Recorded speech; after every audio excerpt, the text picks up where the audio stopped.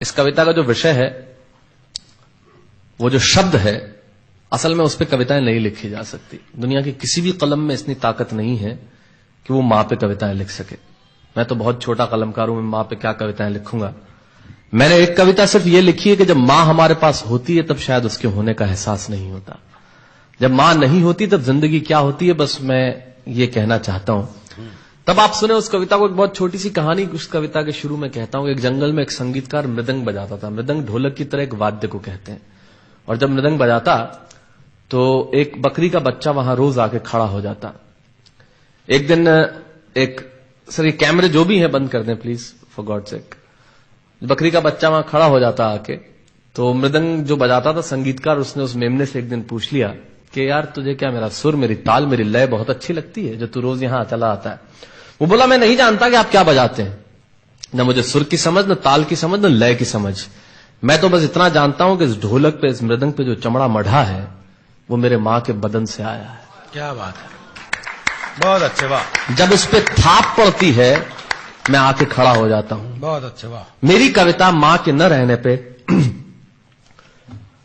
भीतर से पड़ी हुई थाप की कविता है, तब सुनाना चाहता हूं। इस कविता में अगर आपके आंसू बाहर की दुनिया की यात्रा करना चाहे तो रोकिएगा मत। अगर आपको ठीक लगे, जैसा कहता हूं जब मां नहीं होती तब जिंदगी क्या होती है। एक मुनव्वर राणा साहब का शेर उधार लेता हूं कि किसी के हिस्से में मकान आया, किसी के हिस्से में दुकान आई, मैं सबसे छोटा था, मेरे हिस्से में मां आई। क्या बात है, वाह वाह, बहुत अच्छा। तब कहता हूं कि कल जब उठकर काम पर जा रहा था तो अचानक लगा कि कोई रोक लेगा मुझे। कल जब उठकर काम पर जा रहा था तो अचानक लगा कि कोई रोक लेगा मुझे और कहेगा खड़ा खड़ा दूध मत पी, हजम नहीं होगा। मुझे लगा कोई कहेगा खड़ा खड़ा दूध मत पी, हजम नहीं होगा, 2 घड़ी सांस ले ले, अरे इतनी ठंड और कोट भूल गया, इसे भी अपने पास ले ले। मन में सोचा मां रसोई से बोली होंगी जिसके हाथों में सना आटा होगा। अगली पंक्ति के खालीपन से जुड़े और जुड़े तो मुझे बताएं। मन में सोचा मां रसोई से बोली होंगी जिसके हाथों में सना आटा होगा, और पलट के देखा तो क्या मालूम था कि वहां सिर्फ सन्नाटा होगा। पलट के देखा तो क्या मालूम था कि वहां सिर्फ सन्नाटा होगा। अरे अब हवाएं ही तो बात करती हैं मुझसे। जब कोई नहीं होता तब अंतरिक्ष बात करता है, निर्वात बात करता है, वैक्यूम बात करता है। तब कहता हूं अरे अब हवाएं ही तो बात करती है मुझसे। लगता है जब जाऊंगा किसी खास काम से तो कोई कहेगा दही शक्कर खा ले बेटा, अच्छा शगुन होता है। कोई कहेगा गुड़ खा ले बेटा, अच्छा शगुन होता है। पर मन इसी बात के लिए तो रोता है कि सब कुछ है मां, सब कुछ, जिस आजादी के लिए तुझसे मैं सारी उम्र लड़ता रहा। आपने अपने बचपन में देखा होगा, माए हमें टोकती है, यहां मत जा, वहां मत जा, ये मत कर, वो मत कर। तब हम आजाद होना चाहते हैं, और आजादी की कीमत कितनी बड़ी देनी पड़ती है। अगर कम शब्दों में मैंने ठीक बात कह दी हो तो इसका एहसास मुझे जरूर कराइएगा कि सब कुछ है मां, सब कुछ, जिस आजादी के लिए तुझसे मैं सारी उम्र लड़ता रहा वो सारी आजादी मेरे पास है। फिर भी न जाने क्यों दिल की हर धड़कन उदास है। कहता था ना तुझसे मैं वही करूंगा जो मेरे जी में आएगा, और आज मैं वही सब कुछ करता हूं जो मेरे जी में आता है। बात यह नहीं है कि मैं जो चाहूं कर लूं, मुझे कोई रोकने वाला नहीं है।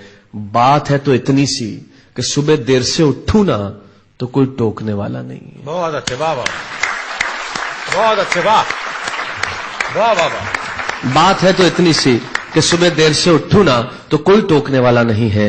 रात को देर से लौटूं तो कौन नाराज होगा भला, कौन कहेगा बार बार कि अब कहां चला। आप ही की जिंदगी के कुछ दृश्य चुराता हूं और आप ही को सौंपता हूं। रात को देर से लौटूं तो कौन नाराज होगा भला, कौन कहेगा बार बार कि अब कहां चला। दोस्तों के साथ घूमने पर उल्हाने कौन देगा, मेरे वो तमाम झूठे बहाने कौन देगा। सच कहा साहब, गम की चोटें जख्मों पे फौलाद से ज्यादा क्या होगी, और मां की दौलत दुनिया में औलाद से ज्यादा क्या होगी। तब कहना चाहता हूं कि रात को देर से लौटूं तो कौन नाराज होगा भला, कौन कहेगा बार बार कि अब कहां चला। दोस्तों के साथ घूमने पर उल्हाने कौन देगा, मेरे वो तमाम झूठे बहाने कौन देगा।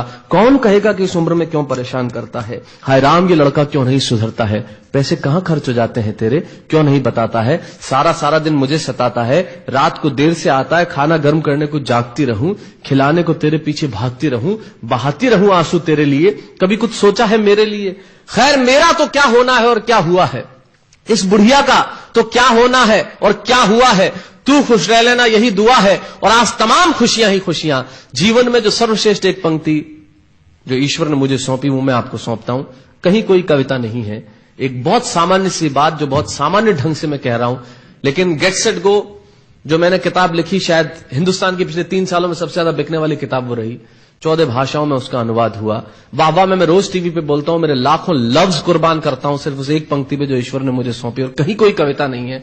आप ही का भाव आपकी उठा को सौंपता हूं और देता हूं, और जिस विश्वास के साथ मैंने लिखा उस विश्वास के साथ आपको देता हूं कि मेरा तो क्या होना है और क्या हुआ है, इस बुढ़िया का तो क्या होना है और क्या हुआ है, तू खुश रह लेना, यही दुआ है। और आज तमाम खुशियां ही खुशियां, गम ये नहीं है कि कोई ये सब खुशियां बांटने वाला होता, पर कोई तो होता जो गलतियों पे डांटने वाला होता। बहुत अच्छे, वाह वाह वाह वाह, बहुत अच्छे, वाह।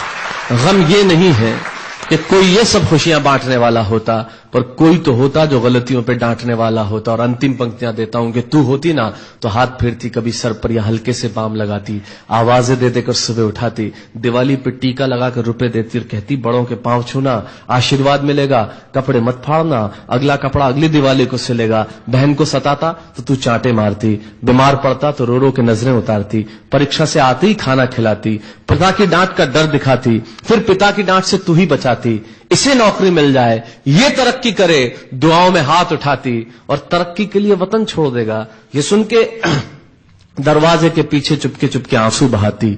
सब कुछ है मां, सब कुछ, आज तरक्की की हर रेखा तेरे बेटों को छू के जाती है, पर मां हमें तेरी बहुत याद आती है। बहुत अच्छा।